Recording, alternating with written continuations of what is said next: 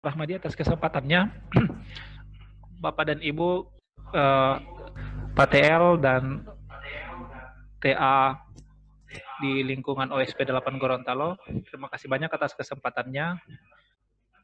Saya dan Saudara Lajuni diberikan kepercayaan untuk menyampaikan materi terkait peranan GIS dalam kegiatan program Kotaku. Selamat datang juga saya sampaikan kepada Ibu Karina selaku Subprof kami di KMP, khusus bagian GIS yang juga turut dalam mengontrol kualitas terhadap produk yang nantinya yang akan kami hasilkan ke depan selama kurang lebih 8 bulan proyek pekerjaan kami di OSP 8 Gorontalo. Izinkan saya untuk membagikan share screen materi yang akan saya sampaikan pada kesempatan kali ini.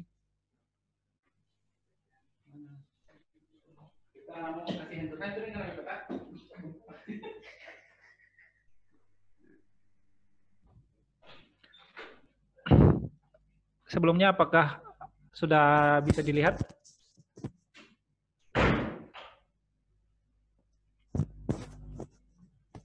Sudah bisa kelihatan ya layarnya? Siap. Bisa. Ya, jelas. Baik. Baik, sebagaimana tadi saya sampaikan bahwa kesempatan kali ini saya diberikan kepercayaan kepada tim pelatihan untuk menyampaikan materi terkait peranan GIS dalam Kotaku. Nah, informasi GIS ini sebenarnya teman-teman di Faskel, di lingkungan Faskel, di Korkot maupun OSP, itu sudah familiar secara keseluruhan. Akan tetapi hal-hal teknis memang ini yang perlu kita dalami agar nanti ke depan kegiatan GIS di tingkat OSP maupun Korkot itu bisa selaras dan seragam. Nah, sebagai pengantar, ini tujuan keseluruhan dari maksud diadakannya GIS dalam program Kotaku. Jadi GIS dalam program Kotaku itu harapannya adalah karena dalam kegiatan program itu perlu didukung oleh peta rencana ruang wilayah yang digambarkan secara spasial ya. Digambarkan secara spasial berkaitan dengan delineasinya dan lain sebagainya maupun non-kumuh. Nah, ini sebenarnya maksud dari kegiatan program, dari kegiatan pengadaan GIS untuk kegiatan Kotaku. Nah, tujuan utamanya adalah kita ingin menginformasikan dengan mudah kawasan-kawasan yang rentan terhadap permasalahan permukiman kumuh. Itu. Yang berikutnya adalah kita ingin memetakan secara spasial keberadaan titik-titik kawasan kumuh dan menginformasikan profil kawasan kumuh sehingga pemerintah dapat memprioritaskan pembangunan PKP-nya. Nah, ini yang sementara beberapa bulan lalu kita sudah berproses. Sebenarnya harapannya itu tujuan yang ingin kita capai yang seperti ini. Yang berikut adalah kita ingin memberikan informasi data infrastruktur yang terbangun, yang mudah dipahami. Dan yang terakhir itu kita ingin memudahkan pemerintah pusat maupun daerah dalam merumuskan rencana strategi dan roadmap pembangunan infrastruktur dasar di daerah. Nah, 4 inilah tujuan utama mengapa GIS itu ada di dalam kegiatan Kotaku. Jadi ini tujuan umumnya ada 4. Nanti berikut-berikutnya untuk mencapai tujuan umum sudah ada beberapa kegiatan-kegiatan yang kita sudah laksanakan di tingkat bawah, baik OSP maupun Korkot dan teman-teman Faskel sebagai ujung tombak yang ada di kegiatan ini. Mengapa sih perlu GIS? Nah, kondisi yang ingin kita pahami adalah kondisi informasi geospasial di MISGIS dalam program Kotaku itu ternyata saat ini itu belum mencukupi secara detail, baik itu informasi tentang kegiatan informasi sanitasi, infrastruktur, dan air bersih. Sehingga informasi-informasi ini belum sampai ke tingkat perencanaan secara mendetail yang nantinya akan membantu kita dalam merumuskan kebijakan-kebijakan. Yang berikut adalah ternyata untuk mencapai kegiatan perencanaan yang tadi di atas, karena sebelum perlu adanya data geospasial secara dasar maupun tematik, itu berkaitan dengan kondisi kekumuhan yang berbasis lokasi di mana ini bertujuan untuk mendukung program Kotaku. Nah, yang paling mendasar, yang paling dipahami oleh teman-teman ini, itu kaitannya dengan baseline. baik itu baseline 2016 maupun baseline 2020 yang kemarin yang kita sudah sama-sama garap di tingkat Pascal. Tujuannya adalah kita ingin memetakan secara spasial agar nanti pemetaan dan perumusan indikator untuk akses universal 100-0-100 itu bisa tercapai dengan maksimal. Nah, ini mekanisme kerja GIS dalam kegiatan Kotaku. Jadi mekanismenya seperti ini. Yang pertama, dalam kegiatan Kotaku yang paling mendasar adalah untuk kekumuhan itu baseline. Baseline ini teman-teman semua sudah sangat tahu, bahkan lebih tahu dari saya secara pribadi yang baru masuk belakangan ini. Di dalam baseline ada dua informasi yang ingin digali. Tadi kan saya sampaikan bahwa ternyata kita masih memiliki kekurangan informasi spasial. Tapi untuk informasi numerik kita sudah sangat baik. Ada dalam sistem informasi, dalam SIMGIS-nya kita. Itu informasi. Jadi dalam baseline, seyogianya itu ada dua informasi, baik informasi numerik maupun informasi spasial. Nah, baseline ini, numerik harus saling berkaitan, harus sama. Apa yang ada di dalam SIM, numerik, itu juga yang ada di dalam spasial. Kemudian, produk akhirnya, dia adalah produk peta, baik peta analog, digital, maupun web. Nah, kami di GIS dalam hal ini untuk memetakan kegiatan-kegiatan yang ada di program Kotaku, itu kami dibatasi atau didukung oleh SOP pemetaan. Jadi kami juga secara struktur itu dari atas, itu punya SOP tersendiri bagaimana memetakan produk-produk yang ada di tingkat OSP. Secara keseluruhan umumnya sama. Kemudian peta ini akan selalu tersinkron dengan SIMGIS yang tadi saya sampaikan bahwa pada dasarnya data yang kita petakan adalah data baseline, jadi produk akhirnya akan selalu sinkron dengan SIMGIS outputnya. Nah, outputnya itu berkaitan dengan deliniasi kumuh, baik yang ada di kota maupun yang ada di tingkat kabupaten, skala lingkungan maupun skala kawasan. Dalam bentuk file-filenya kemarin kita familiar file SHP. Nah, sekarang yang menjadi pertanyaan, mengapa perlu GIS dalam Kotaku? GIS merupakan, sebagai sistem, GIS merupakan sebuah sistem informasi yang dirancang untuk bekerja dengan data yang bereferensi spasial. Jadi kemarin selalu kita berkaitan dengan titik koordinat, lokasi, baik itu garis, titik maupun poligon, itu selalu bereferensi spasial atau koordinat geografis. Di mana di sini dipadukan antara gambar atau grafis maupun spasial. Informasinya berkaitan dengan titik lokasi. Berikut ada tambahan berkaitan dengan atribut, berkaitan dengan informasi-informasi tambahan yang ada di dalam data spasial tersebut. Itu namanya sebagai data atribut. Nah, yang berikutnya karena ini sebuah sistem, ini memberikan kita kesempatan atau memberikan kita kemampuan untuk bisa menata ruang sebuah wilayah dengan dukungan dan informasi data yang tadi, sehingga kegiatan-kegiatan perencanaan baik spasial maupun non-spasial itu bisa dilaksanakan secara akurat. Itu kenapa kemarin dalam kegiatan penataan ada beberapa teman-teman yang kita berikan kewenangan ketika kita mau melakukan pengukuran yang demikian panjang, kita bisa menggunakan informasi yang sudah ada di dalam peta yang kita sepakati. Nah, berikutnya adalah melalui GIS, kegiatan ini bisa dilaksanakan dan dapat diketahui oleh user atau pengguna atau masyarakat dimanapun mereka berada, tanpa mereka harus ke titik lapangan. Jadi dengan informasi yang kita sudah sebar melalui sistem informasi geografis, di lingkungan masyarakat pun itu bisa mengakses informasi-informasi ini secara mudah, yaitu melalui web GIS yang ada.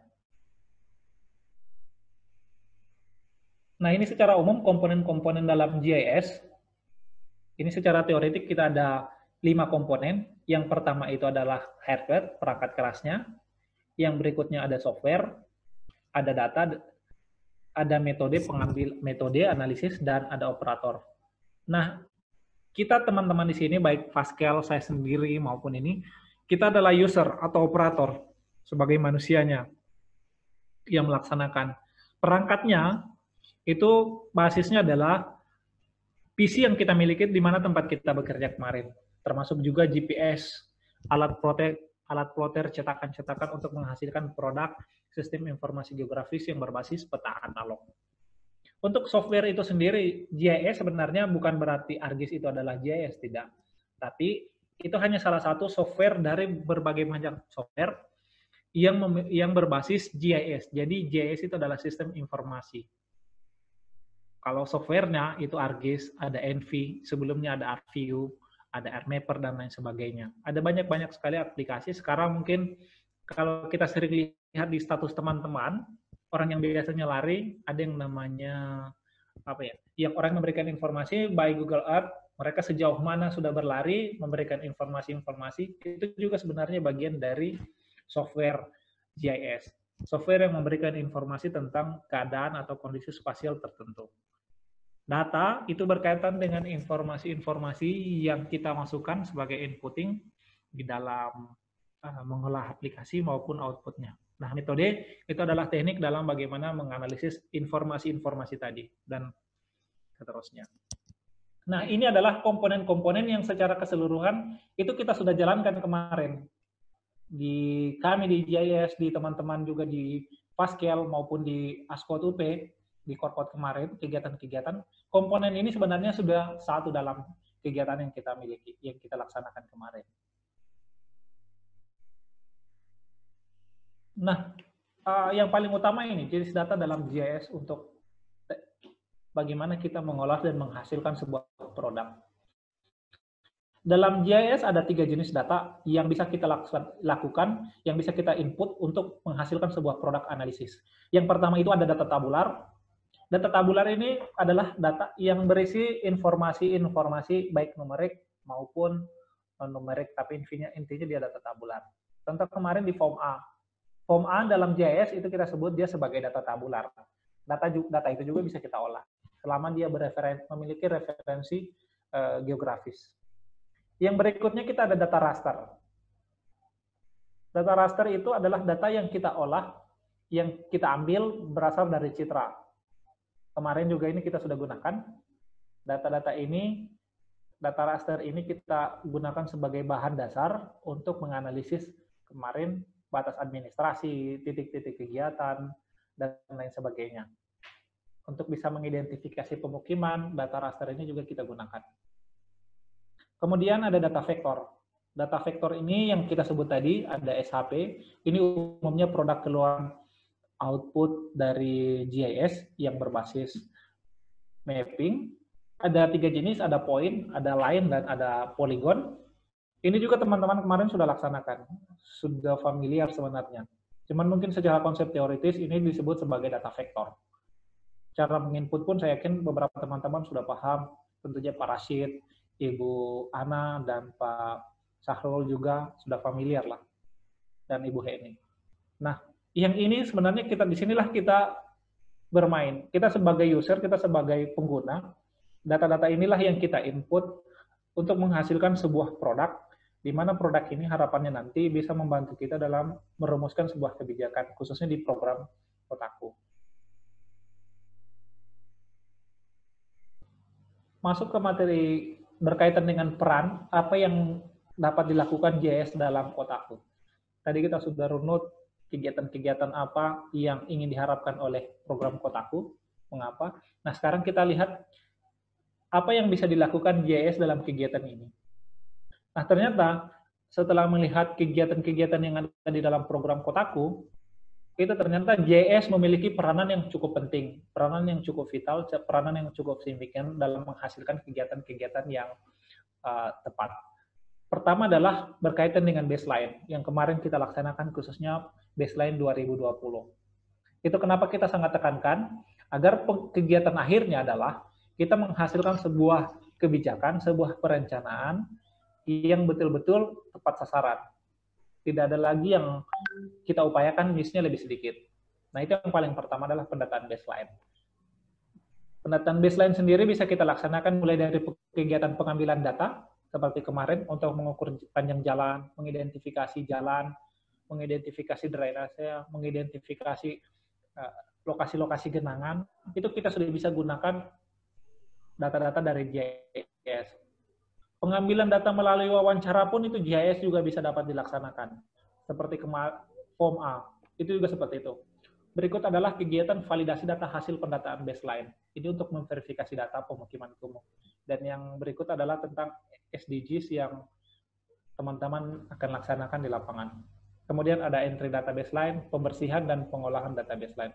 Nah, kegiatan ini adalah kegiatan-kegiatan yang sifatnya manajerial, inputting data, dan pengolahan data yang dilakukan oleh teman-teman. Berikut apa saja yang masih dapat dilakukan oleh GIS.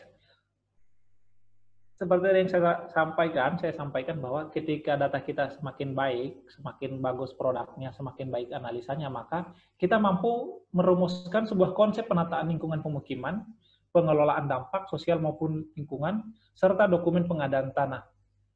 Kemarin ada beberapa kegiatan-kegiatan, itu bisa yang pengadaan tanah, apakah mau dia lakukan pembangunan sifatnya pembangunan rumah susun, itu bisa diidentifikasi melalui kegiatan-kegiatan ini. Karena ini lebih detail karena memberikan informasi di mana titik kegiatan yang akan dilaksanakan. Nah, ini yang paling familiar adalah berkaitan dengan data dan profil permukiman kumuh. Yang saat ini juga sementara kami laksanakan kegiatan penyusunannya untuk profil pemukiman kumuh. Yang berikut kita bisa memetakan kegiatan kolaborasi dan kemitraan peningkatan layanan di atas 80%. Ini yang GIS bisa laksanakan. Jadi semua kegiatan-kegiatan yang sifatnya kolaborasi dan kemitraan yang ada kaitan dengan peningkatan pelayanan di atas 80%, itu kita bisa identifikasi, bisa kita petakan, sehingga nanti muncul kebijakan yang baik. Tindak lanjutnya juga semakin baik. Kemarin juga kita sudah laksanakan kegiatan identifikasi dan verifikasi batas RT/RW di kelurahan. Harapannya yang kita laksanakan kemarin itu bisa memberikan dampak yang signifikan untuk pemerintah kota, khususnya untuk menghasilkan batas kelurahan definitif. Karena dari pemerintah kota sendiri menyampaikan bahwa mereka sudah menyatakan bahwa batas administrasi kelurahan yang ada sekarang itu belum valid, karena tadi tingkat RT/RW belum begitu jelas. Nah, bersyukur kita di kegiatan Kotaku dalam program ini ada salah satu kegiatan di mana mensyaratkan bahwa untuk menghasilkan produk lain, maka identifikasi RT, batas RT maupun RW itu sebuah hal yang sangat wajib hukumnya untuk kita untuk laksanakan. Dan alhamdulillah kemarin untuk kota kita sudah di atas 50%, sekitar 60 dan 70% kita sudah bisa validasi dan verifikasi batas RT/RW-nya. Yang berikut bisa dilaksanakan identifikasi kebutuhan 5 infrastruktur utama, identifikasi potensi kolaborasi, dan identifikasi potensi kolaborasi tingkat kabupaten maupun kelurahan di tiap tahun.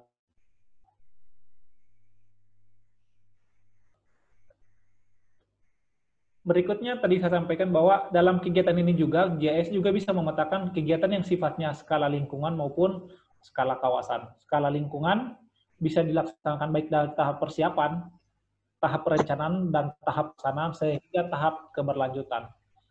Ini yang saat ini sudah kita laksanakan. Tahap persiapan, penentuan data-data master termasuk wilayah, perencanaan tingkat kota, RP2 KPKP, ini juga kita sudah laksanakan di tahun 2016, dan rencana kelurahan, kemudian tahap pelaksanaan.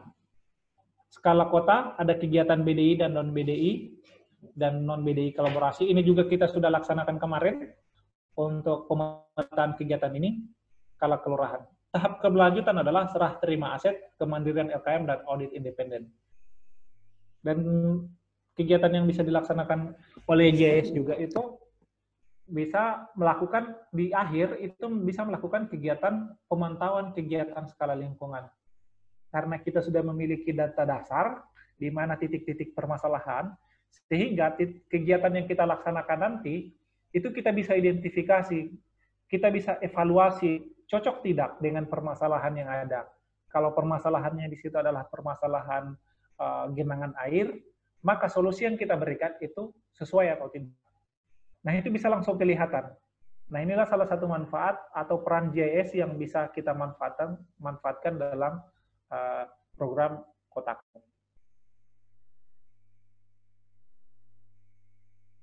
yang berikutnya adalah tadi setelah skala lingkungan, ini ada skala kawasan. Jadi GIS juga bisa memberikan kita informasi dalam bagaimana melakukan kegiatan pemantauan pelaksanaan kegiatan skala kawasan.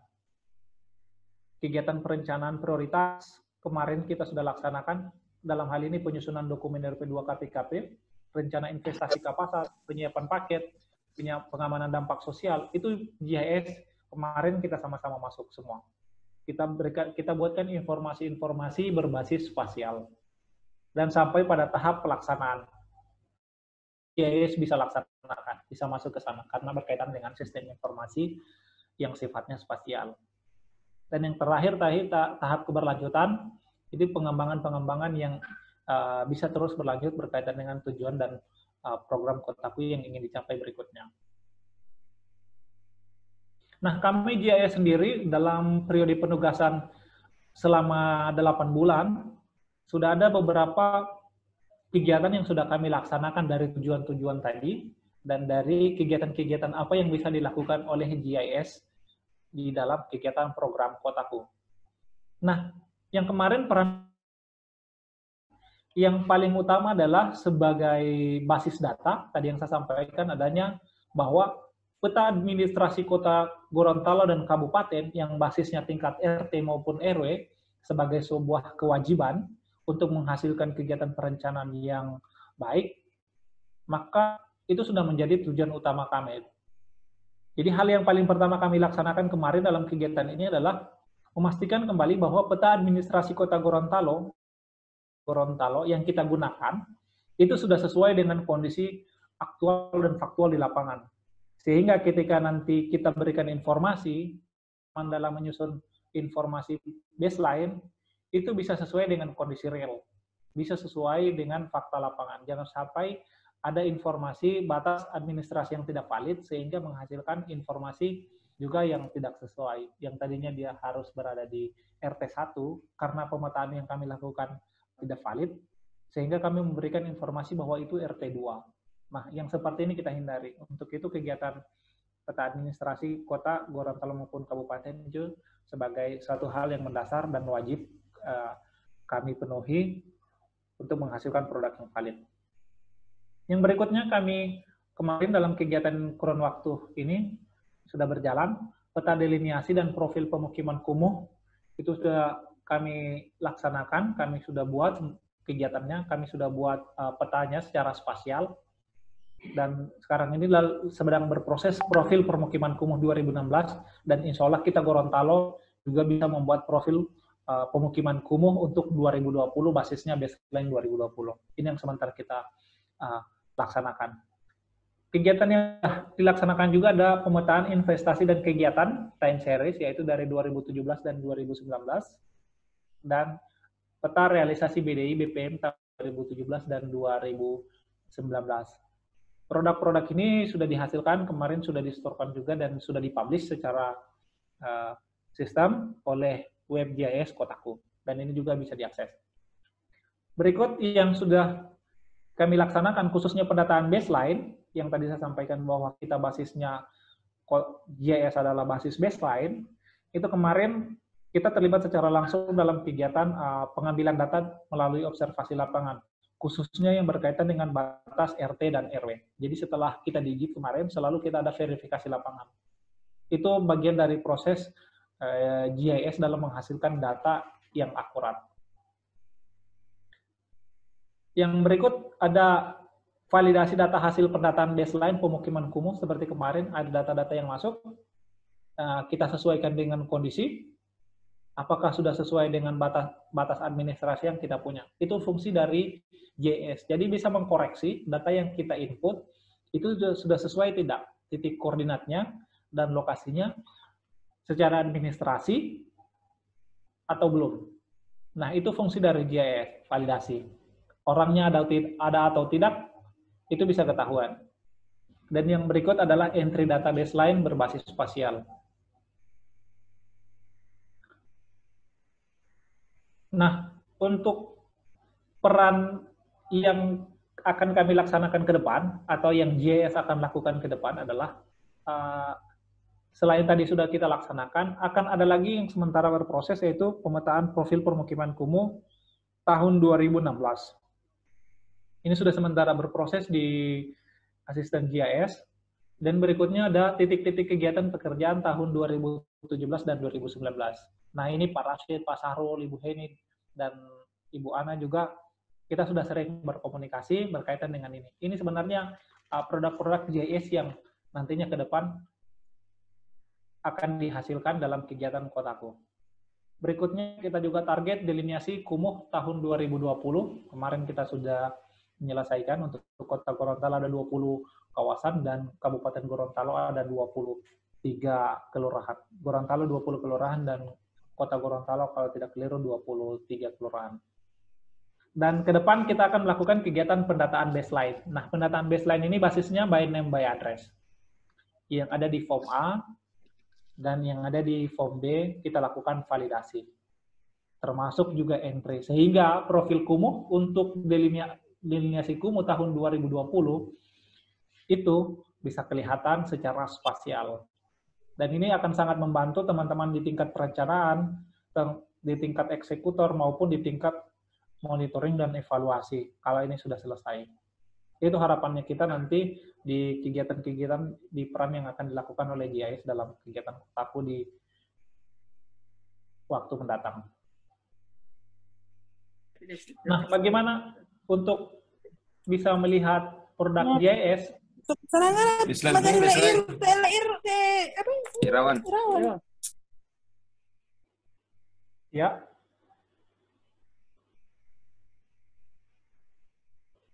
Nah, berikut kita ingin melihat bagaimana cara melihat produk GIS dari Kotaku. Nah, untuk melihat ada 3 tempat. Yang pertama ada peta tematik, tentunya peta yang kita sudah hasilkan, sifatnya analog dan yang cetakan. Ada web GIS Kotaku, WebGIS Kotaku, bisa diakses. Dan saat ini kita sementara berkonsolidasi dengan pemerintah daerah agar produk yang kita hasilkan di Kotaku itu bisa dipublish di web GIS Pemda. Jadi ini tahap konsolidasi, harapannya nanti kita bisa input semua, baik itu dari peta realisasi, investasi, titik-titik kegiatan, dan peta-peta lain itu bisa kita publish di WebGIS Pemda setelah dari WebGIS Kotaku. Ini produk-produk yang GIS hasilkan dalam kegiatan Kotaku seperti tadi yang saya sampaikan, peta administrasi sebagai peta utama. Ada peta delineasi kumuh, seperti ini contoh produk. Ini juga bisa diakses di WebGIS Kotaku, Bapak Ibu. Ini bisa dilihat. Informasinya juga nanti ada di dalam sana. Tinggal diklik, informasi di dalam delineasi kumuh, itu bisa kelihatan. Berapa indikatornya, indikator apa saja yang belum, itu bisa kelihatan. Untuk peta investasi kegiatan, itu juga sudah kita publish di WebGIS Kotaku. Bisa kelihatan informasi berkaitan dengan di kelurahan, misalnya di Kelurahan Limbah B, investasi kegiatan yang kita sudah laksanakan di tahun 2017, 18, 19 itu apa saja. Yang terbesar itu apa, berapa jumlah besar rupiahnya, itu kelihatan. Termasuk di kelurahan-kelurahan lain seperti di Tanjung Keramat, di Pohe, Botu, itu juga ada informasinya. Bisa dilihat informasi-informasi kegiatan dan investasi yang sudah dilaksanakan oleh kegiatan Kotaku. Untuk peta realisasi BDI, ini kaitannya tentang seluruhan kegiatan yang sudah dinyatakan 100% pembangunannya. Progres fisiknya itu dinyatakan 100% atau belum. Ini bagian dari kegiatan monitoring dan evaluasi. Kita ingin melihat apakah pembangunan di situ, kegiatan yang dilaksanakan itu sudah 100% atau belum. Nah, ini GIS bisa sampai ke sana, memberikan informasi-informasi yang sifatnya spasial. Untuk tampilan WebGIS sendiri, itu seperti ini. Sebenarnya saya ingin menyampaikan atau membuka secara langsung webnya, tapi kemarin setelah saya uji coba, ternyata saya pribadi masih dibatasi aksesnya, sehingga hanya bisa masuk ke informasi pribadi, namun sebelumnya itu sudah bisa. Jadi informasi yang teman-teman bisa lihat di sana, di dalam WebGIS, Itu untuk saat ini yang sudah bisa dilihat, itu ada batas administrasi seperti tadi, ada peta alokasi investasi kegiatan, ada realisasi BDI BPM, dan ada delineasi kumuh awal dan kumuh akhir.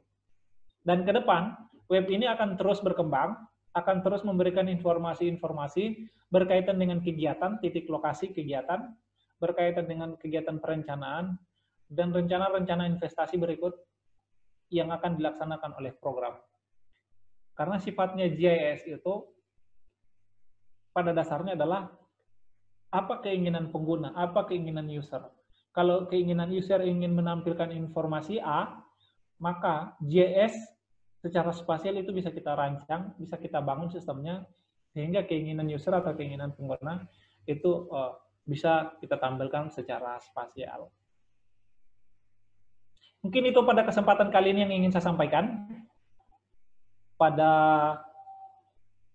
pertemuan pelatihan penguatan teman-teman, itu harapannya ke depan, untuk teman-teman Faskel yang baik non-BPM maupun BPM, itu bisa kita bisa mengakses data, bisa menginput data, bisa mengolah data yang berkaitan dengan penyelesaian baseline form A maupun form B untuk tahun 2020. Insya Allah besok juga kita akan bertemu kembali. Harapannya apa yang saya sampaikan tadi, apa yang ingin dilakukan GIS dalam program Kotaku, itu bisa tercapai dengan baik, dengan maksimal, sehingga bisa menghasilkan kegiatan perencanaan dengan baik, sehingga tujuan kita untuk menghasilkan pemukiman yang sesuai dengan kebutuhan masyarakat itu tercapai, sehingga kumuh itu bisa tercapai 0 hektar di kota Gorontalo. Demikian mungkin yang bisa saya sampaikan kepada Bapak Ibu pada kesempatan kali ini. Berikutnya saya kembalikan ke Pak Rahmadi, mungkin ada kegiatan sesi tanya jawab dan lain sebagainya, saya serahkan. Terima kasih banyak. Assalamualaikum warahmatullahi wabarakatuh. Waalaikumsalam warahmatullahi wabarakatuh. Waalaikumsalam warahmatullahi wabarakatuh. Ini ada Juni nih kebetulan. Ya, terima kasih Pak.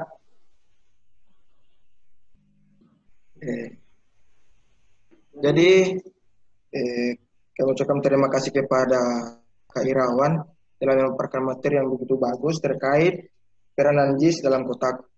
Nah, saya tekankan kembali ya, terkait tujuan JIS ini dalam Kotaku. Yang pertama, bagaimana menentukan secara spasial kawasan kumuh. Yang kedua, memberikan informasi infrastruktur terbangun terkait bangunan-bangunan yang sudah dibangun oleh di lapangan nanti.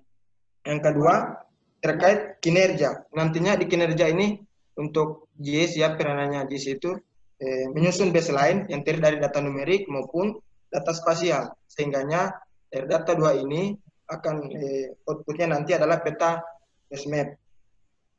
Nah, terkait juga peranan ada adikun juga yang lain terkait peranan JIS dalam Kotaku. Yang pertama, bagaimana merumuskan konsep penataan lingkungan permukiman. Yang kedua, memberikan data dan informasi terkait permukiman kumuh. Yang ketiga, terkait bisa memberikan atau berkolaborasi terkait peningkatan pelayanan di atas 80%. Jadi saya kira teman-teman mungkin banyak pertanyaan terkait materi ini, materi yang begitu bagus. Jadi saya persilakan kepada teman-teman untuk memberikan atau menuangkan pertanyaannya, dan bisa mungkin melalui di chatnya atau langsung saja. Jadi nantinya langsung dijawab oleh Kak Irawan. Ya, terima kasih. Saya persilakan kepada teman-teman untuk bertanya. Saya Pak. Ya, Ibu Heni, persilakan ke Ibu Heni. Terima kasih. Assalamualaikum warahmatullahi wabarakatuh. Assalamualaikum warahmatullahi wabarakatuh. Materi yang sudah disampaikan oleh Pak Irawan tadi, bahwa hasil pendataan baseline yang kita sudah hasilkan kemarin itu kan kita akan petakan. Kira-kira apakah semua atau hanya di lokasi yang bermasalah. Kemudian yang kedua, mengenai pemetaan terkait kegiatan tadi kalau tidak salah ada BDI non kolaborasi atau apa, itu seperti apa kira-kira Pak yang kita harus petakan? Kegiatan-kegiatan yang pertama kan BDI, kemudian kalau tidak salah ada non BDI kolaborasi, karena sekarang kan sedang berkembang kegiatan dana kelurahan. Nah, itu menjadi kolaborasi dengan Kotaku, karena walaupun kita tidak mendampingi, tapi itu kelurahan-kelurahan yang ada di dampingan Kotaku. Jadi kira-kira bagaimana Pak? Terima kasih. Assalamualaikum warahmatullahi wabarakatuh. Waalaikumsalam warahmatullahi wabarakatuh.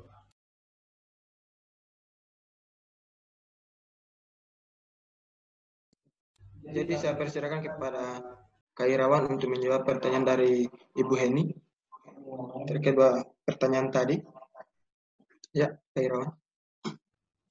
Baik, terima kasih banyak Ibu Hani.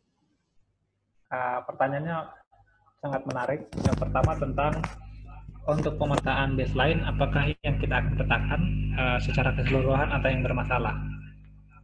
Melihat kebutuhan data yang kita inginkan, maka kemarin kita sudah sepakati bahwa untuk menghasilkan profil kumuh, maka tentunya yang ingin kita berikan informasi hanya yang berkaitan dengan lokasi-lokasi kumuh saja. Sehingga kita sepakat bahwa dalam satu RT ketika dia hanya satu RT, dalam satu kelurahan ketika ada 2 atau 1 RT yang dinyatakan kumuh, maka cukup itu saja yang kita identifikasi. Yang lainnya tidak perlu, mengapa? Karena tentunya itu bukan lokasi kumuh.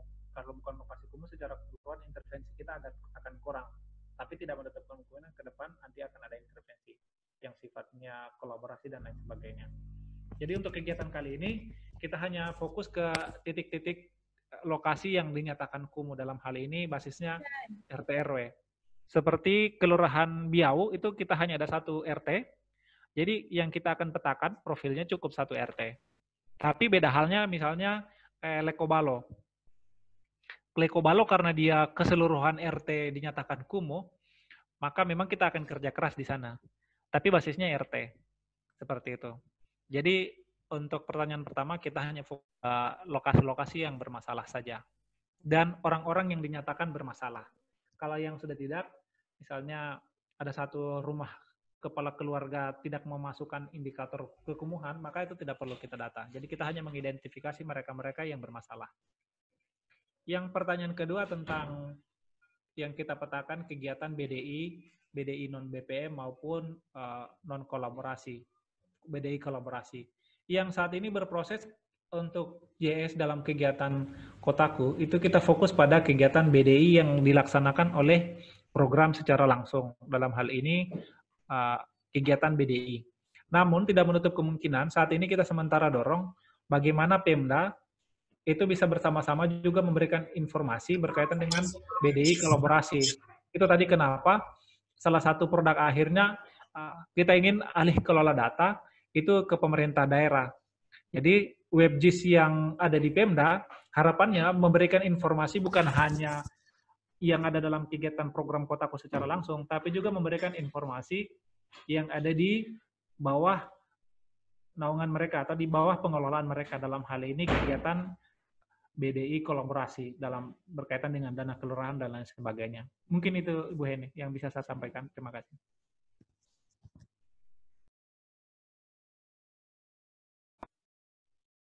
Jadi itu jawaban dari Kak Irawan. Mungkin Ibu Heni kalau masih ada yang belum jelas, mohon dipertanyakan lagi. Atau mungkin sudah jelas, saya persilakan kepada teman-teman lain yang ingin bertanya. Silakan. Pak siapa Pak? Saya Pak. Oh ya, saya persilakan. Ya, saya persilakan kepada untuk bertanya. Ini lanjutan saja Pak dari pertanyaan dari Bu Heni tentang RT bermasalah dan KRT bermasalah.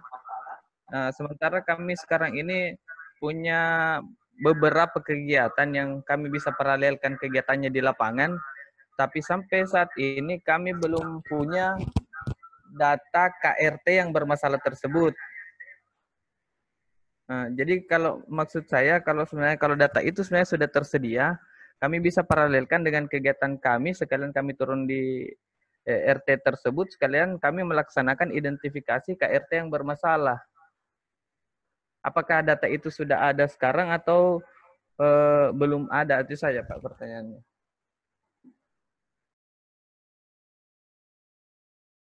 Jadi Pak, intinya pertanyaannya, apakah data KRT sudah ada apa belum Pak ya? Ya. Jadi saya persilakan kepada Kak Irawan untuk menjawab. Baik, terima kasih Pak Sarul. Sangat baik pertanyaannya, dan memang ini yang kemarin kita diskusikan cukup alat. Untuk berkaitan dengan ketersediaan data, itu kami insya Allah kami sudah siapkan berdasarkan lokasi yang sudah teridentifikasi kumuh. Jadi itu kenapa tadi bisa keluar, misalnya Lekobalo ada 628 KK, itu yang bermasalah. Itu sudah kita punya, dan insya Allah ini yang akan kita berikan ke teman-teman. Kita akan survei, kita akan identifikasi secara spasial by name, by address. Jadi insya Allah data itu kita siapkan dan akan diberikan ke teman-teman Faskel untuk bisa bersama-sama dengan kegiatan yang lain, dalam hal ini pendataan SDGs kalau saya tidak keliru, agar bisa sinkron sehingga kegiatannya simultan, 2 kegiatan 1 kali observasi. Demikian Pak Syarul, itu mungkin yang bisa saya sampaikan. Ya, terima kasih Kak Irawan. Intinya yang pertama tadi sudah disampaikan bahwa fokus pada lokasi yang dinyatakan bermasalah, dan di situ di kelurahan itu bisa akan dipetakan profil kumuhnya. Yang kedua, fokus pada BDI atau kegiatan BDI yang dilaksanakan oleh program Kotak. Nah, terkait data KRT, nah di sini sementara disusun ya untuk legis. Nantinya ketika sudah selesai nanti akan diberikan kepada Faskel, nantinya sama-sama akan pergi ke lapangan terkait mana-mana yang bermasalah di lokasi. Ya, terima kasih. Saya persilakan lagi kepada teman-teman lain. Jika masih ada pertanyaan, saya persilakan.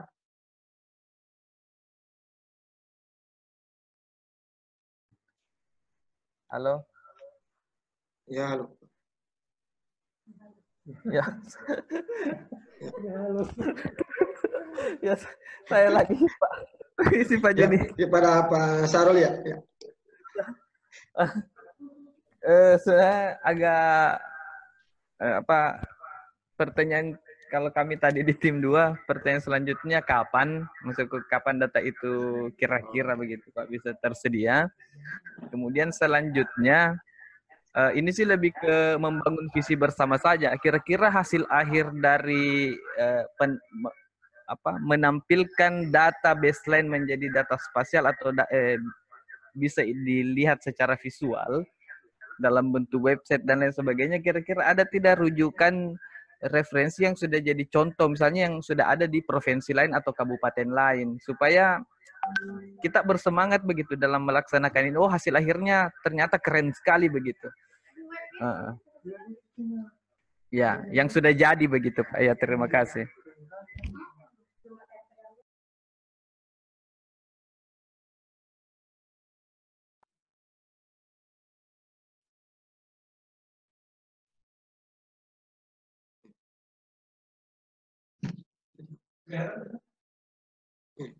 Lanjut Juni. Ya Pak. Jadi saya kembali ke Kak Irawan ya untuk menjawab pertanyaan dari Pak Sarif. Sarul ya. Masih kelihatan slide-nya? Tidak ada. Belum. Baru mukanya Pak Irawan yang kelihatan. Iya, soalnya di sini. Share dulu, share. Iya, saya coba share screen. Pertanyaannya Pak. Pertanyaannya Pak Sarul menarik sekali. Rujukan ya. Kalau saya jawab sebenarnya kita tidak punya rujukan, tapi justru kita sudah pernah buat. Bisa kelihatan? Sudah terlihat? Sudah Pak. Ini Ya, kelihatan. Nah, jadi yang saya sampaikan kita menyusun baseline, sebenarnya Kota Gorontalo itu sudah pernah buat. Itu ada dalam dokumen RP2KPKP yang alhamdulillah saat ini dieksekusi di Kelurahan Limba B untuk kegiatan skala kawasan. Jadi yang akan kita petakan, produknya itu seperti ini. Ini produk RP2KPKP tahun 2016, peta sebaran permasalahan permukiman kumuh. Itu indikator 1 di mana di situ berbunyi tentang kondisi bangunan hunian. Nah, informasinya itu seperti ini. Secara spasial, itu bisa menyampaikan kepada kita di mana-mana saja dari indikator 1, itu bangunan yang dinyatakan tidak layak. Di mana bangunan yang dinyatakan tidak layak dan padat, itu bisa kelihatan. Jadi sudah tidak layak, dan jadi di sini ada 2 indikator dia. Dalam satu indikator ada 7 indikator, 16 kriteria. Jadi dalam satu indikator 2 kriteria dia tidak memenuhi. Bangunannya sudah tidak layak dan padat itu seperti ini. Nah, produknya itu seperti ini Pak Syahrul. Jadi memang nanti fungsi monitoring dan evaluasinya itu bisa sangat-sangat efektif.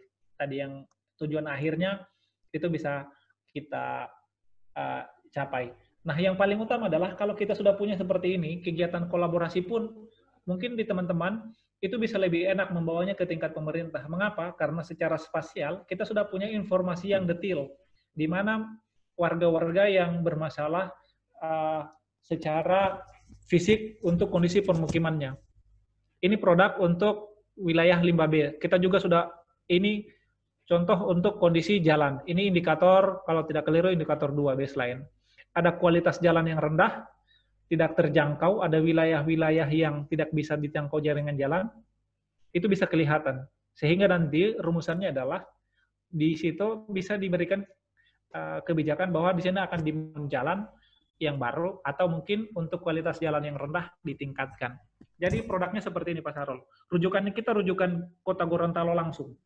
Jadi tidak ada lagi provinsi lain, tapi memang kita Gorontalo sudah pernah membuatnya seperti ini. Dan ini sangat efektif dalam merumuskan kebijakan-kebijakan yang dihasilkan. Insya Allah nanti produknya seperti ini Pak Sarul ya. Jadi ini ada kelihatan 5B, di mana saja jalan. Dan alhamdulillah ini sinkron dengan kegiatan perencanaan dan eksekusi di lapangan saat ini. Jadi untuk di wilayah ini ada kegiatan skala kawasan. Di sini yang kita berikan sebagai kualitas jalan rendah, itu sudah ditingkatkan jalannya. Sudah diaspal malah. Jadi seperti itu Pak Sarol untuk produk yang dihasilkan untuk khususnya baseline yang kita spasialkan.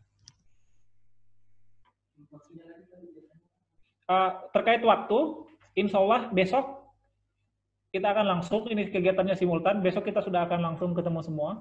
Saya sendiri juga akan bersama teman-teman, bersama Pak Monif, dan ini mendahului undangan, tapi insya Allah besok kita rencanakan. Ini baru dari saya pribadi ya, insya Allah direncanakan besok kita ada pertemuan dengan teman-teman untuk membahas tadi yang disampaikan oleh Pak Sarol, agar kegiatannya simultan dengan pendataan SDGs. Berikut saya kembalikan ke host. Terima kasih.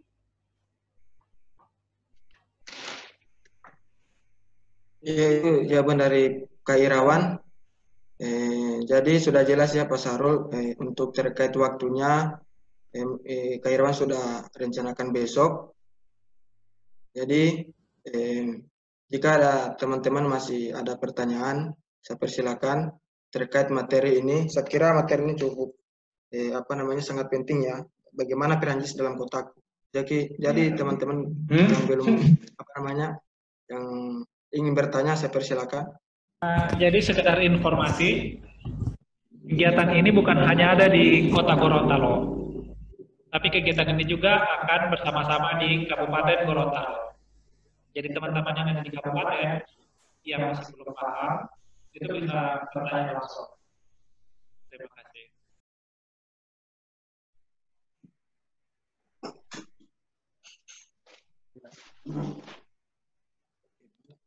Masih ada lagi mungkin. Ya, teman-teman jika masih ada pertanyaan baik dari teman-teman Faskel Kota maupun Kabupaten, saya persilakan.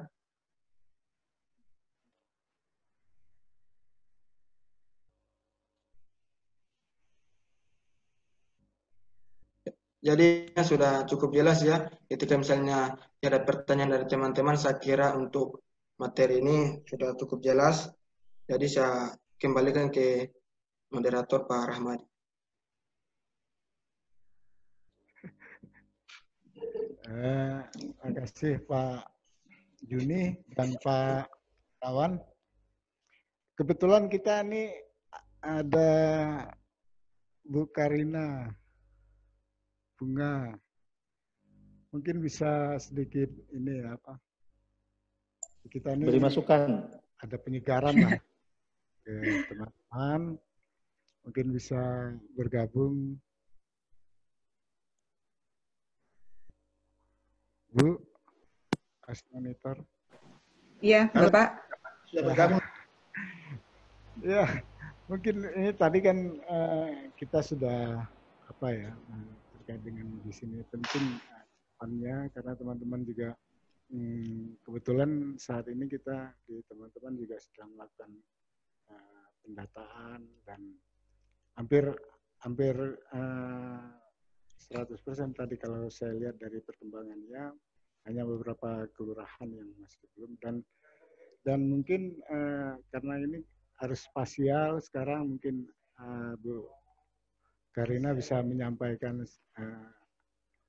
penguatan lah buat kita semua agar ke depan kita melakukan hal yang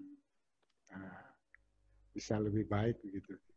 Mungkin kita kasih kesempatan Bu, mungkin. Iya, terima kasih Bapak Rahmadi. Selamat siang, Assalamualaikum warahmatullahi wabarakatuh. Waalaikumsalam warahmatullahi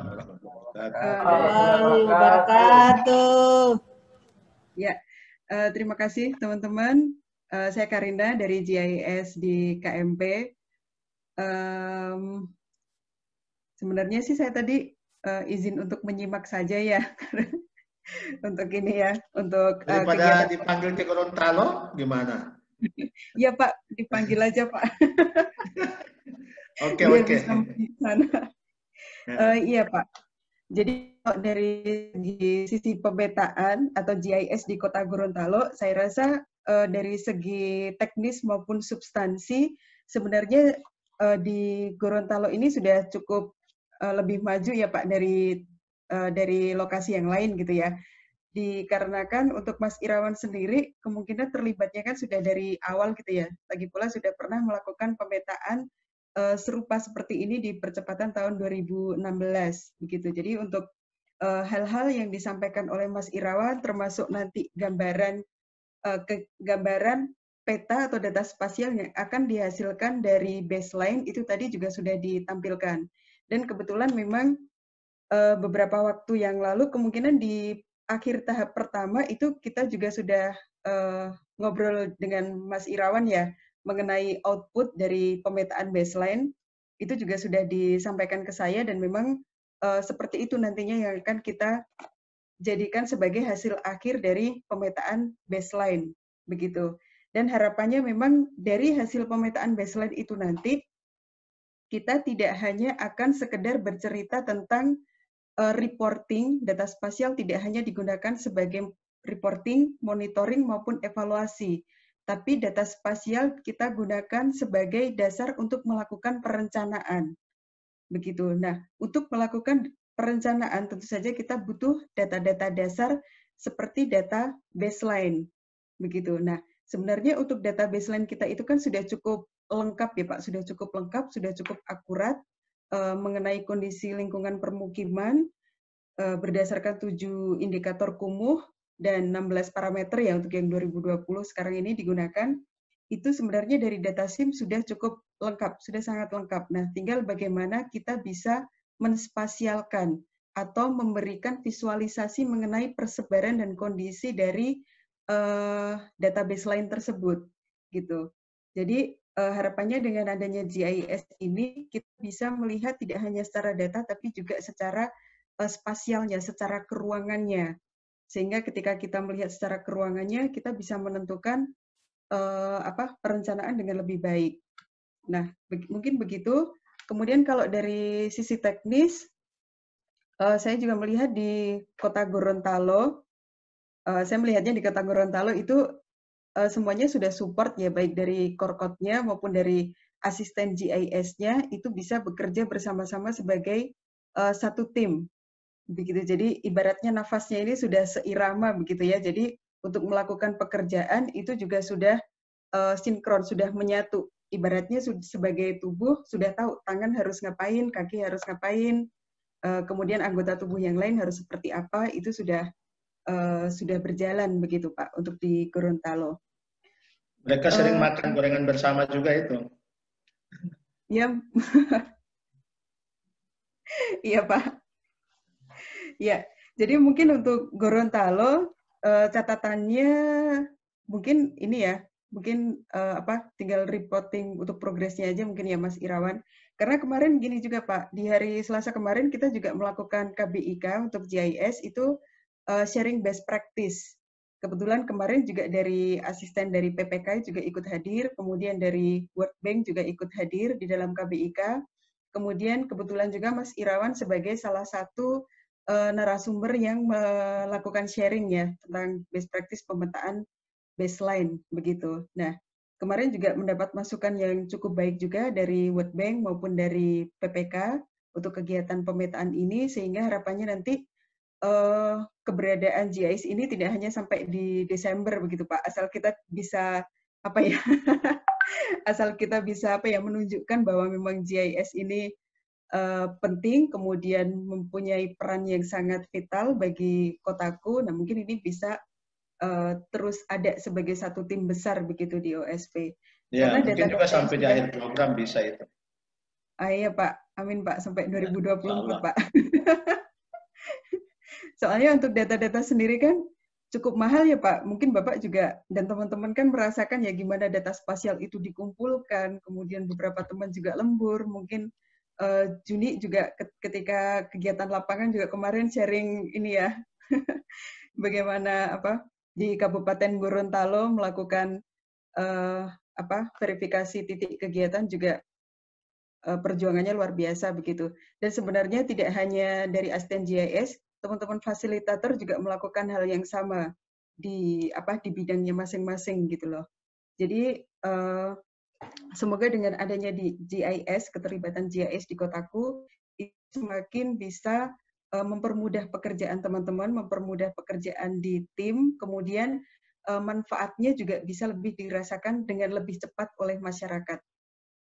Mungkin begitu Pak, sedikit ikut diskusi. Ya, terima kasih teman-teman.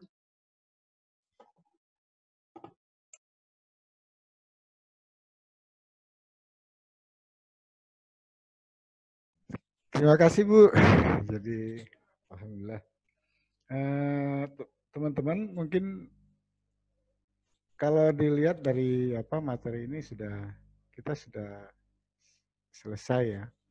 Tapi mungkin mungkin ada berbagi pengalaman atau apa dari teman-teman, silakan. Terkait dengan kebutuhan GIS. Mungkin Pak Rashid selesaikan gorengannya dulu. Kelihatan itu. Pak Rashid lagi cukup ya? Kalau sudah Pak Ramadi, nanti saya mau hubungi Ibu PPK. Iya, mungkin sudah cukup semua. Jadi teman-teman, terima kasih banyak sudah mengikuti dari. Terima kasih juga kita ucapkan ke Bu Karina Bunga.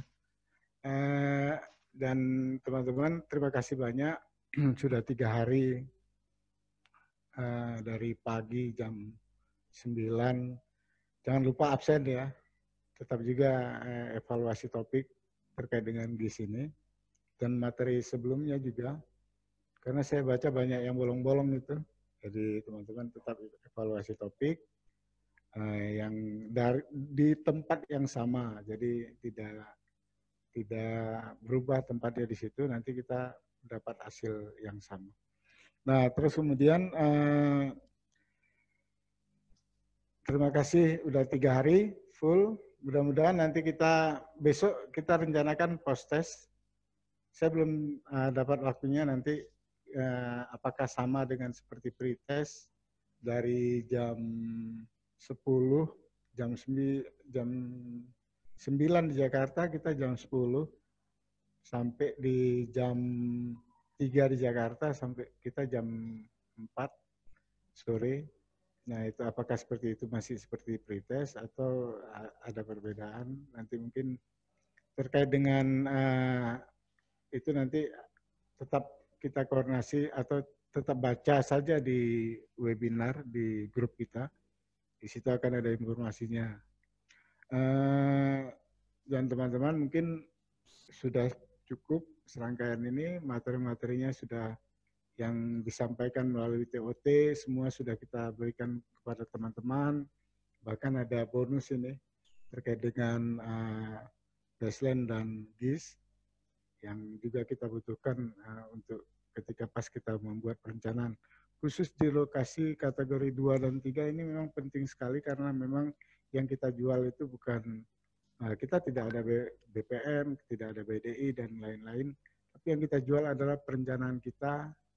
Agar perencanaan ini baik, tentu dengan baseline yang baik, dan lalu kemudian dengan spasial, itu menjadi penting agar RPLP kita bisa lebih dilirik atau diminati atau disukai atau menjadi bahkan menjadi sinergi atau menjadi perencanaan di daerah, khususnya terkait dengan permukiman dan perumahan dan kawasan permukiman. Itu mungkin terima kasih, dan mungkin kita bisa tutup ya Pak. Mungkin ini sudah jam 14.18, kita bisa tutup, nanti mungkin ada sambutan-sambutan. Lagi konfirmasi ya sebentar. Ya, konfirmasi Pak. Teman-teman mungkin ada ini, masukkanlah buat pelatihan-pelatihan ke depan. Ya, sambil nunggu konfirmasi bisa ini dulu, share. Ke depan ini seperti apa webinar ini, karena mungkin COVID ini akan lama, jadi masih sampai Desember masih seperti ini metodenya. Karena sepengetahuan saya sejak, ya kalau di pelatihan itu saya sejak 2010 ya. Jadi pelatihan, model-model pelatihan yang tatap muka itu kita lebih enak karena dialektikalnya lebih gampang, mudah, tidak terkait dengan sinyal dan lain-lain. Kita bisa bagi kelompok, terus kemudian diskusi di dalam kelompok, lalu kemudian kita bisa presentasi, bisa juga tanya jawab secara langsung dan cepat, lalu kemudian ada diskusi antar teman. Kalau ini kan metodenya lebih walaupun ya satu orang paparan, lalu kemudian lain bertanya, model seperti model ceramah, tapi beda. Nah mungkin ada teman-teman yang punya pemikiran bagaimana kalau begini kami lebih paham gitu ya. Saya bisa minta masukannya lah di teman-teman. Mungkin Pak Kamto atau Pak Bu Eni, Ayu Dinda mungkin bisa menyampaikan. Ajupri ini yang mungkin yang mau pensiun dalam waktu dekat, silakan mungkin memberikan sumbang saran terkait dengan pelatihan lah, keluhan-keluhannya gitu. Silakan.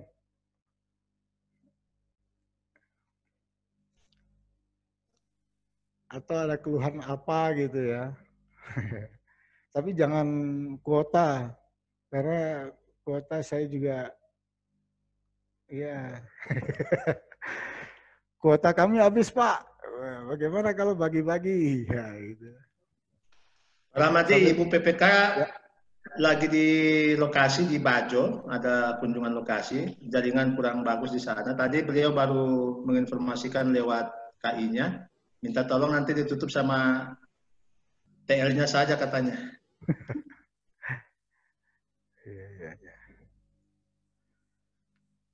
Jadi nggak apa-apa, kalau masih mau diskusi nggak apa-apa.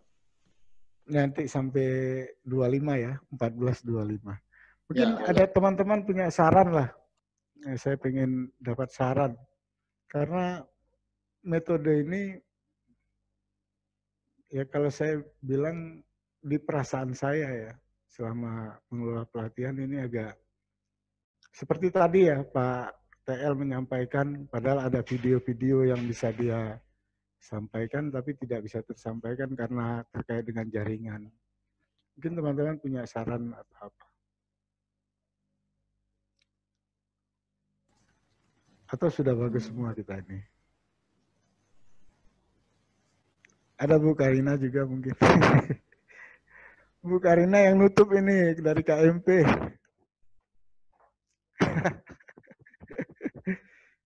Kalian. Pak Ilham saja, Pak. Pak Ilham ya. Ada teman-teman yang keluhan-keluhan selama 2 hari atau butuh senam gitu ya, senam bersama di Zoom.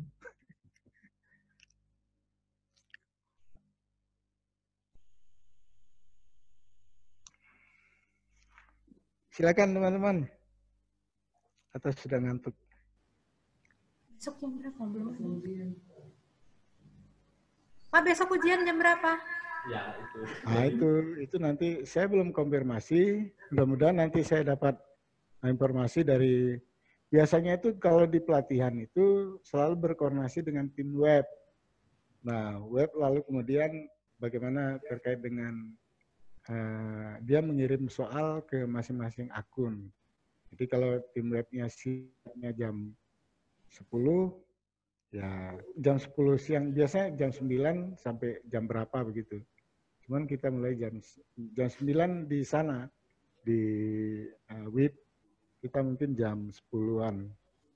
Jadi bisa teman-teman ngantar anak dulu sekolah gitu ya kalau bisa. Ada masukan lagi mungkin?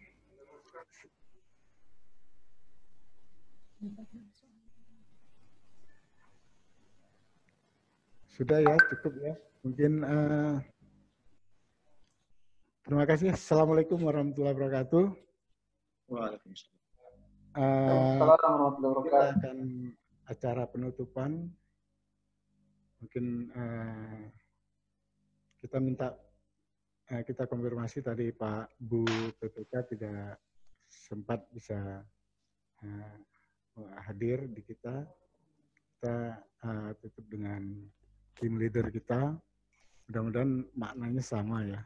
Jadi mudah-mudahan dibuka oleh kepala-kepala lah, Bapak Balai dan tim leader. Kepada Pak tim leader mungkin bisa memberikan sambutan sekaligus menutup, atau sebelumnya waktu dan tempat kami persilakan.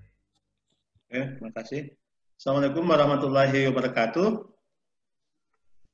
Dan selamat sore, salam sejahtera kita semua. Teman-teman yang saya hormati. Ibu Karina yang saya hormati, yang sempat bergabung dengan tim Gorontalo, terima kasih sudah menyumbangkan waktunya.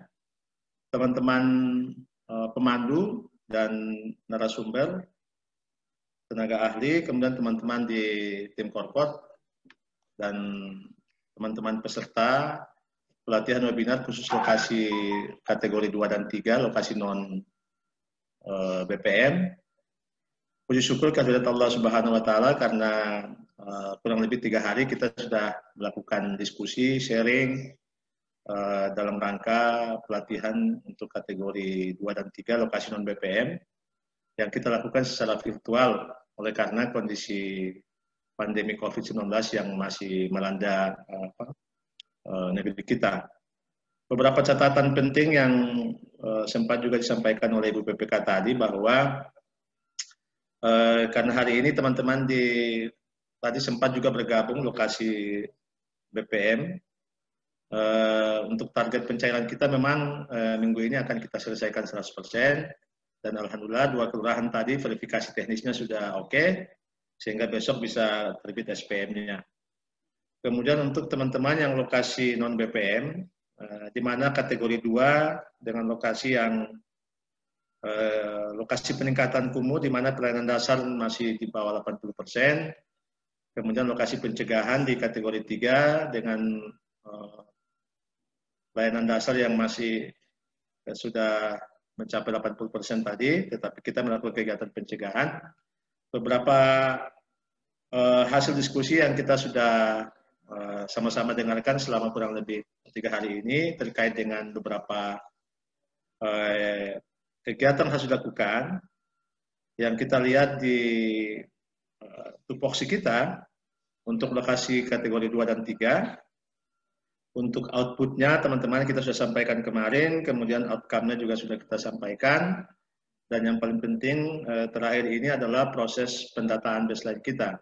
Untuk pendataan baseline sendiri kan kita kemarin sebetulnya hanya menyepakati awalnya di kategori 1-2, tetapi kemarin kita melihat bahwa ada potensi kekumuhan juga di beberapa kategori 3, sehingga kita putuskan untuk kabupaten menjadi 23 kelurahan, kemudian di kota menjadi 35 kelurahan.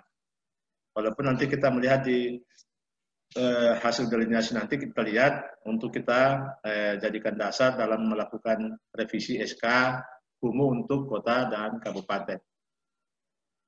Untuk teman-teman di kategori 2 dan 3 juga kita masih menyisakan beberapa kegiatan yang harus ditindaklanjuti, yaitu kegiatan kolaborasi. Yang kemarin kita masih menyisakan kurang lebih 14 kelurahan yang harus kita fasilitasi dalam rangka untuk kegiatan kolaborasi di tahun 2020 dan 2021. Menjadi catatan penting bagi kita untuk Provinsi Gorontalo bahwa beberapa kegiatan di pemerintahan daerah kita, misalnya di kota juga atau di kabupaten, dana-dana kelurahan maupun dana desa, karena di kabupaten kita ada dana desa, itu ternyata juga banyak yang diarahkan ke lokasi-lokasi yang terdelineasi kumuh berdasarkan dokumen perencanaan yang ada di RPRP.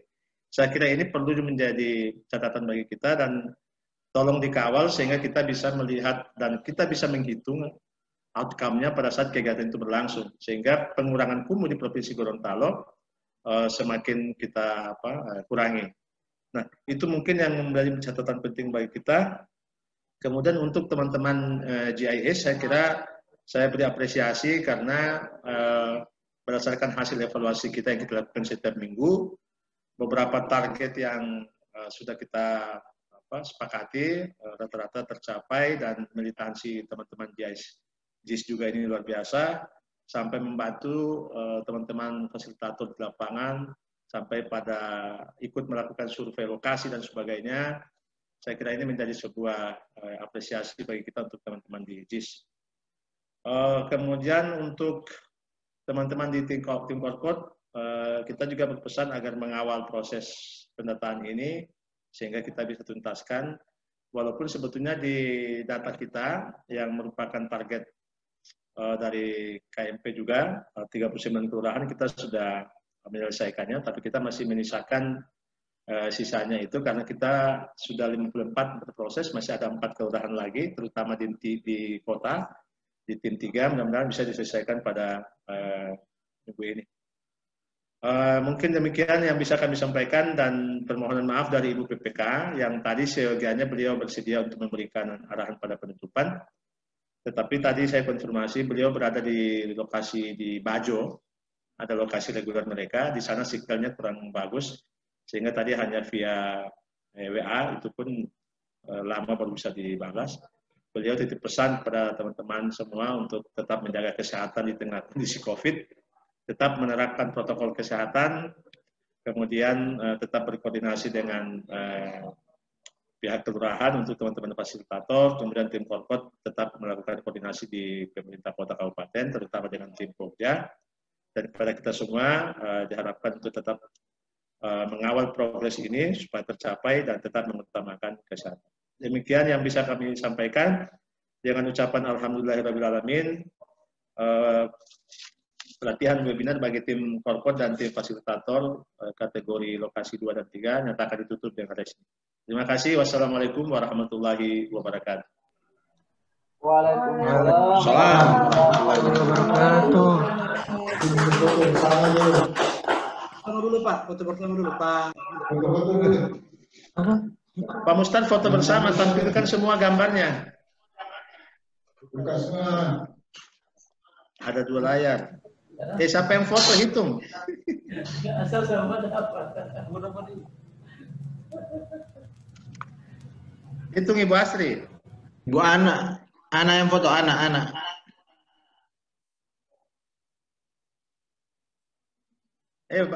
Bahito Muti. Siapa yang bawa foto ini Bahito kamari semua tidak ada gaya. Mustar. Oke, semua komando dari sini ya. Oke, layar pertama ini. Ya, 1, 2, 3. Oke, layar kedua.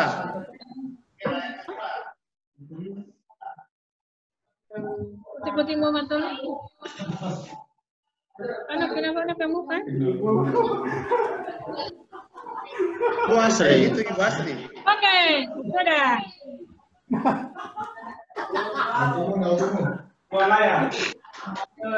Oke, makasih teman-teman. Makasih Bu Karina ya. Salam buat teman-teman di KMP. Terima kasih. Pak Ilham, saya juga menyampaikan terima kasih Pak Ilham.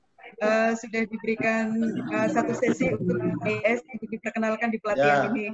Terima kasih sekali. Ya. Mohon pamit dulu teman-teman. Terima kasih banyak. Terima kasih. Waalaikumsalam. Yang masih mau lanjut dengan para madi silakan. Kawan, Pak Irwan itu. Mau lanjut Pak Irwan. Mau diskusi post test. Bu Ana mau lanjut sama Pak Irfan. Pak Rahmadi kuis 10.000. Soalnya 10.000 20. Ana solala. Lalal ya peta. Kira-kira Aman Pak Sutami, aman. aman toh? Pak Sutami. Pak Sutami lupa aman. Sudah, alhamdulillah pada lupa aman Pak, 1 kali 24 jam sesuai. Kalau Bapak tidak bisa, saya turun tangan. Jangan dulu Pak, nanti saya turun tangan dulu Pak. Begitu Berdarah-darah Pak Sutami ya. Dulu Pak itu. Berdarah tanpa basa-basa lihat tadi malam. Kalau urus satu kelurahan, orang mau turun tangan, waduh. Itu sama dengan melecehkan aspal itu. Iya. Pak, barusan dari stafnya RG itu telepon. Sudah. Ada. Besok itu ada kunjungan di Gorontalo. Kunjungan biasa atau kunjungan politik itu?